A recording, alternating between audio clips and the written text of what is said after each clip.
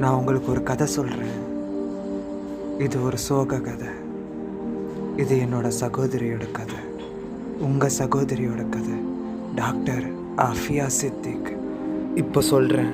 இது முழு உம்மத்துக்கும் அவமானமான தருணம்.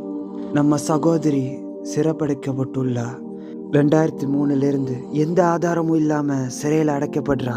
ஆனால் நீங்கள் சரியான நேரத்தில் தவறான நேரத்தில் இருந்தாலும் நீங்கள் சரியானவர் என்று உங்களை நம்ப வைக்கிற கூட்டம் அந்த கூட்டம். மார்ச் 2023 அன்று அந்த இரவு அந்த கூட்டம் நம்ம சகோதரியையும் அவளுடைய 3 குழந்தைகளையும் அழைத்து செல்லுது. இன்று வரையும் அவளுடைய இளைய குழந்தை சுலைமான் காணோம். அப்புறம் அவளுடைய 6 மாத குழந்தை எப்படி காணாம போகும்? கெட்டது நடக்குது, நாம பார்த்து கொண்டு அமைதியா இருக்கும். இது எனக்கு அவமானமா இருக்கு.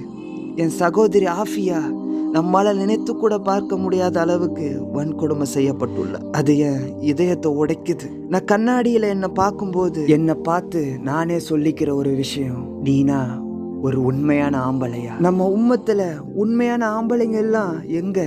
நம்மளோட சகோதரிய காப்பாத்த தோத்துட்டோம்னா நம்ம அனைவரும் தோத்த மாதிரி. எந்த ஒரு ஆதாரமும் இல்லாம 86 ஆண்டுகள் சிறை தண்டனை விதிக்கப்பட்ட ஒரு சகோதரி. சுப்ஹானல்லாஹ், கெட்டது நடக்குது, நம்ம பார்த்து கொண்டு அமைதியா இருக்கிறோம். அவளுடைய அழுகைகள் இந்த நேரத்துல நம் உம்மத்தின் தோல்வியின் அழுகைகளாகும். நம்ம எல்லாரும் கேள்விப்பட்டிருப்போம் முஹ்தசிம் கதைய.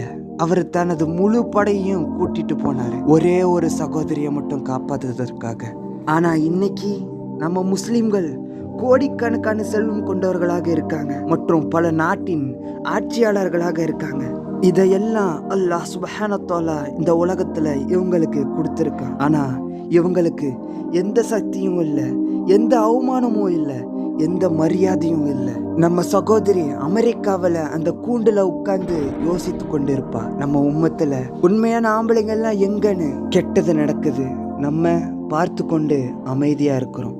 யா அல்லாஹ் சுப்ஹானஹு வ தஆலா, என்னை மன்னிச்சிரு. நான் என் சகோதரியை ஏமாத்திட்டேன். நாங்கள் எல்லாரும் எங்கள் சகோதரியை ஏமாத்திட்டோம். டாக்டர் ஆஃபியா சித்திக்கோட சகோதரி ஒரு இன்டர்வியூ கொடுத்தாங்க. அதில் அவங்க சொன்னது, அந்த டாக்டர் ஆஃபியா ஒரு கனவு கண்டா. நம்ம சகோதரி ஆஃபியா முஹம்மது நபி ஸல்லல்லாஹு அலைஹி வஸல்லம் அவர்களை கனவுல பார்த்துட்டு அவ சொன்னா, ஓ அல்லாஹ்வின் தூதரே, நான் ஏன் சோதிக்கப்படுறேன்? நான் எதுக்கு இங்கே இருக்கேன்? இது எப்போ முடிய போகுது? முஹம்மது நபி ஸல்லல்லாஹு அலைஹி வஸல்லம் அவர்கள் புன்னகைக்கிறாங்க. மேலும் அவங்க சொல்றாங்க, என் அருமை மகளே, இது உன்னுடைய சோதனை இல்லைன்னு. நம்ம சகோதரி ஆஃபியா இதை கேட்டு அதிர்ச்சி அடைஞ்சிட்டு திருப்பி சொல்லுறா, என் நபியே, நான் ஏன் இங்கே இருக்கேன்? நான் ஏன் சோதிக்கப்படுறேன்? நான் சித்திரவதை செய்யப்படுறேன். எனக்கு பல விஷயம் நடக்குது இங்க. இதை கேட்ட முஹம்மது நபி ஸல்லல்லாஹு அலைஹி வஸல்லம் அவங்க முகம் மாறுது.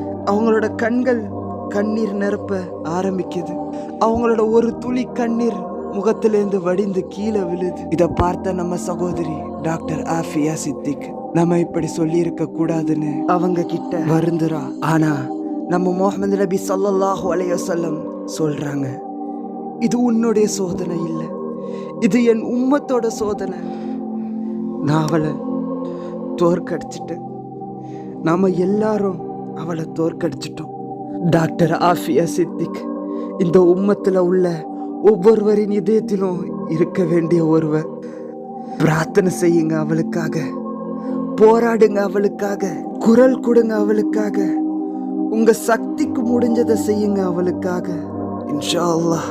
ஏனென்றால் இந்த உம்மத்துல தலைவர் என்று அழைக்கப்படுறவங்க கோழைகள், சக்தியற்றவர்கள், இந்த உலகத்து மேல ஆசை கொண்டவங்க. அல்லாஹ் சுப்ஹானஹு வ தஆலா அமைதியையும் நிம்மதியையும் மற்றும் விடுதலையையும் நம்ம சகோதரி ஆஃபியாக்கு வழங்குவானாக. ஆமீன்.